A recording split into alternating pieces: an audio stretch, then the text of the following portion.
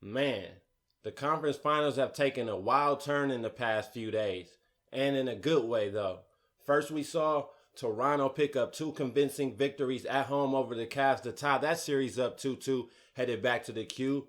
And after today, the Thunder picked up another blowout victory over the Golden State Warriors, the defending champions, to take a commanding 3-1 series lead back to the Oracle for Game 5 on Thursday. And there's still going to be those people who say about the Warriors series, but is it over though? And technically, no, it isn't. But really, it is.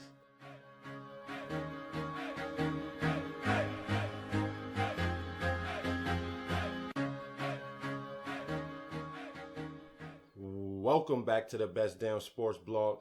Back again to talk NBA with you guys, specifically the Western Conference Finals. Because, those OKC Thunder have been on fire. They've been straight killing. And now after another blowout victory over the Warriors, they now lead in the series 3-1. And it's only been 9 different teams to ever overcome a 3-1 series deficit out of almost 300 different occurrences of this happening.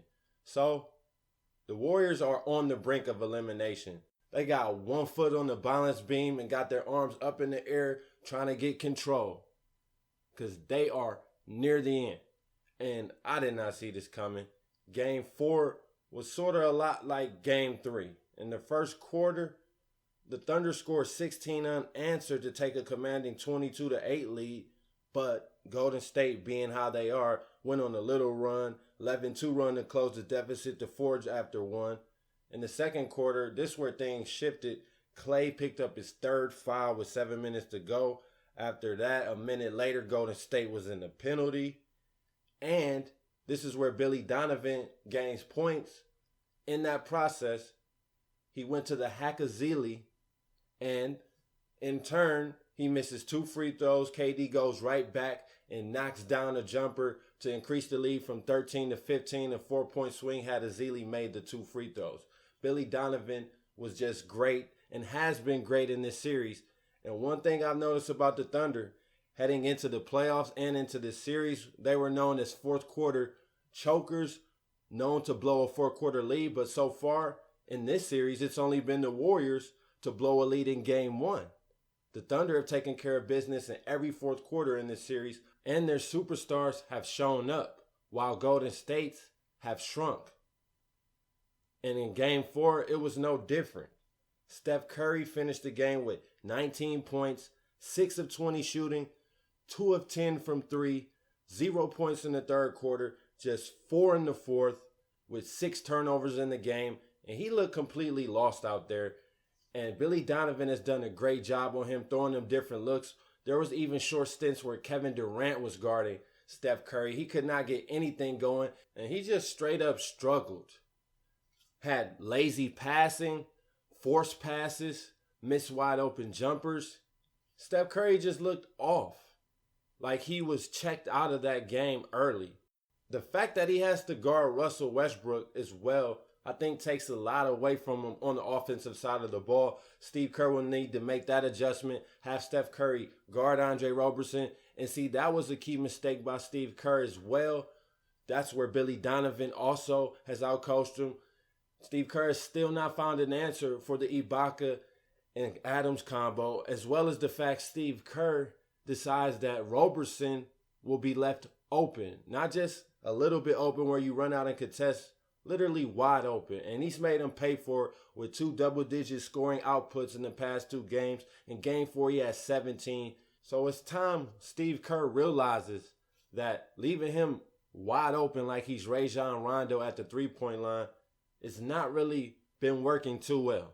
17 points is pretty efficient to me. And he didn't take a lot of shots. I don't know his exact field goal shooting, but he had to take less than 13 shots in the whole game, finish with 17 points. And that's all they want from him, is to be able to knock down those 3-point jumpers from time to time and let their superstars carry the way. And that's been the difference in this series, as I stated in a prior podcast. No matter who the Thunder face, they will have 2 of the 3 best players on the floor. Against Golden State, that's no different. And so far, that's proven to be true. And they've had the two best players in the series today because Steph Curry has been average at best. He does not resemble an MVP. It could be that knee, that elbow, could be. But who cares? It's the Western Conference Finals. There's no excuses. He's on the floor and in the 4 games played.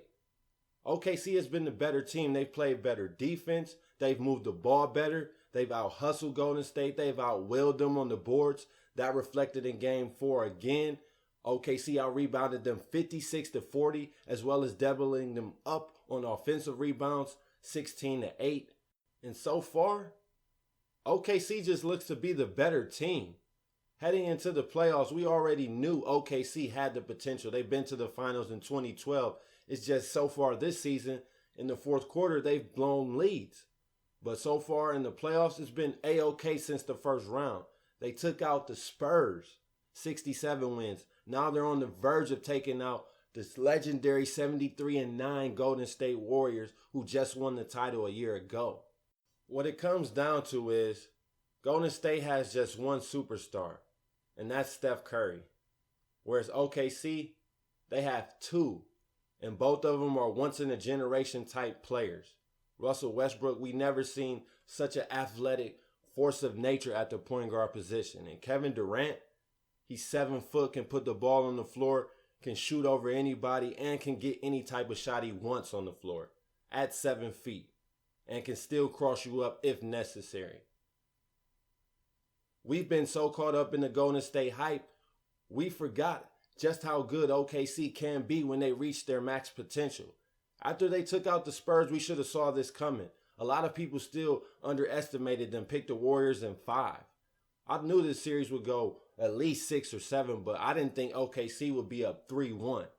And that's because Steph Curry has not lived up to the unanimous MVP title, while Westbrook, who seems a little bit ticked off with the Steph Curry hype, and Kevin Durant have shown up and showed out on Golden State.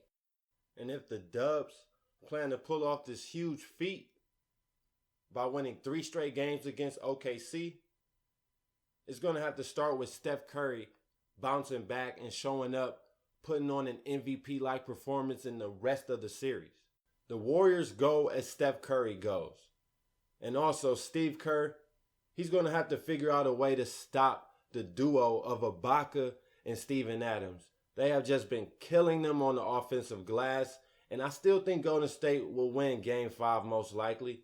But Game 6, I see the same story as it played out in Game 3 and 4. But the pressure will be on OKC's back if Golden State wins Game 5 for the Thunder to close it out on their home floor in 6, because you don't want to go back to the Oracle for a Game 7. So I think we will see an OKC team motivated like they're down 3-1 in the Oracle for Game 5 on Thursday. I expect them to give it their all. I don't expect them to say, oh, we'll just go home for Game 6. This team has won 7 of their last 9 games against the Spurs and Warriors in the playoffs. The two teams with the 2 best records in the NBA. OKC has won 7 of their last 9 against. They're playing great basketball. The best basketball of the teams remaining. So does Golden State have a shot? At the most, I give them a 20% chance to reel off 3 wins in a row against OKC with no room for error. And I think 20% is pretty generous considering the circumstances. 3 straight victories against 2 superstar players who have a good team around them, a nice supporting cast. The only thing that works in Golden State favor is the fact that 2 of the next 3 possible games will be at the Oracle. Other than that, it's not really much working for them. They will need to make adjustments. Like I said, with Roberson, have Steph Curry guard him. You cannot ask him to be your offensive willpower and then have him check Russell Westbrook, a thoroughbred. You can't do it. I probably wouldn't even put Clay on him either. Maybe Andre Iguodala. And also, they have to find an answer for the trio of Cantor, Ibaka, and Adams. Not 3 of them playing together, but the combination of those 3 players in a pair has been killing Golden State. They have not been able to overpower their tall ball, OKC's tall ball, with their small ball, Golden State. So they have to figure it out some way if they're going to pull that off. Do I expect them to? No, I don't. I think OKC wins this series in 6. It will be a nail biter because they'll lose game 5 and the pressure will be on their backs in game 6 to close the deal. But Russell Westbrook and Kevin Durant, I expect them to get the job done in 6, ending the Warriors' dream of capping off a 73-9 regular season with an NBA championship.